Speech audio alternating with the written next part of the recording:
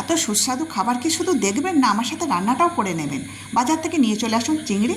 এদেরকে কেটে ধুয়ে ভালো করে পরিষ্কার করে নিয়েই চলে চলুন একদম রান্নাঘরে। এদেরকে মাখিয়ে দিতে হবে লবণ, হলুদ আর একটু লেবুর রস দিয়ে ভালো করে মজিয়ে রাখতে হবে 10 মিনিট।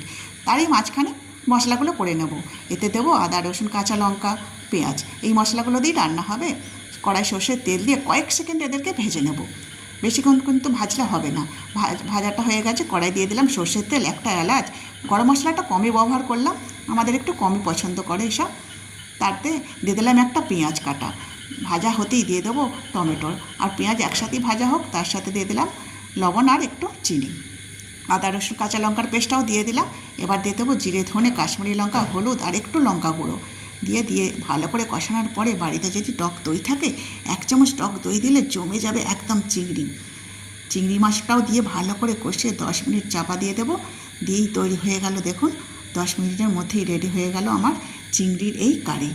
একদম গরম গরম যদি পরিবেশন করা হয় না, দারুণ লাগবে।